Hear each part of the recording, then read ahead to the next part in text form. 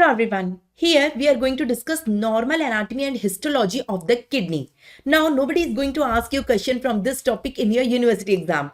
Then you may be thinking that ma'am, why you are teaching us this topic, that is normal anatomy and histology of the kidney?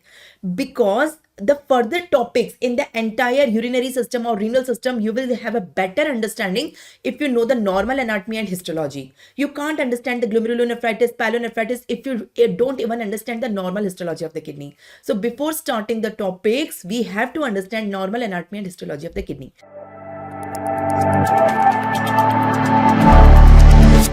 So here you can see we are starting the topic, that is normal anatomy and histology of the urinary system. So first I will let you know the normal anatomy of the kidney. Then we will see inside the kidney, the structural and functional unit of the kidney is the nephron. We will understand the structure of the nephron. In the nephron, we will understand the structure glomerulus separately. Inside the glomerulus, there is filtration barrier. We have to understand the filtration barrier. And finally, we will see the normal histology. If you understand the normal histology of the kidney, finally, all the diseases which I am going to discuss in the urinary system, it will become fun for you. So let's start the normal anatomy of the kidney. Can you see humans have a pair of organ, a pair of bean-shaped organ which are known as kidney. All the humans have a pair of bean-shaped organ which are known as kidney. The kidneys are surrounded by a thin fibrous capsule. It is surrounded by a thin fibrous capsule. Now, what is hilum of the kidney? Can you see this point is known as hilum of the kidney?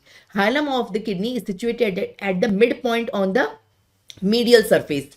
On the medial aspect at the midpoint, there is a structure known as hilum of the kidney. So it is a point from which the renal artery, renal vein and ureters are located. You can see this is renal artery, this is renal vein and this is ureter. So these are located at the hilum of the kidney. So this is the normal structure. Now in one kidney, in each kidney, nearly 1 million nephrons are present. Nephron is the structural and functional unit of the kidney. So we have to understand what is nephron. In a nephron, there are 5 parts. You can see this is known as glomerulus. Glomerulus along with the Bowman's capsule.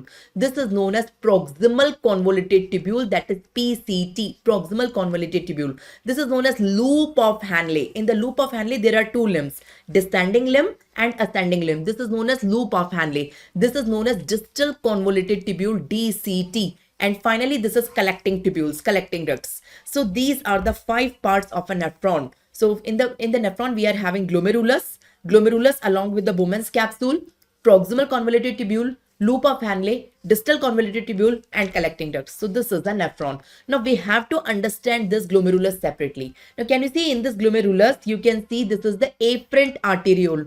You can see this is the afferent arteriole, which is coming inside the Bowman's capsule, forming a tuft of capillary. And after forming a tuft of capillary, it is leaving as efferent arteriole. So let me zoom this structure. So here we are zooming the structure of the glomerular apparatus. So here you can see, this is the Bowman's capsule. This is the Bowman's capsule. Okay, this is the Bowman's capsule. You can see this is afferent arteriole, which is entering inside the Bowman's capsule, making a tuft of capillary and leaving as efferent arteriole. So this is the normal structure. No, not only one capillary is present, multiple tuft of capillaries are present in the Bowman's capsule. So this is glomerulus. So now whatever substances which are supposed to be excreted in urine, if they are coming in the afferent arteriole, the substances which are supposed to be excreted in urine, they will get filtered from here and get accumulated in the Bowman's capsule and they will be passed in the urine.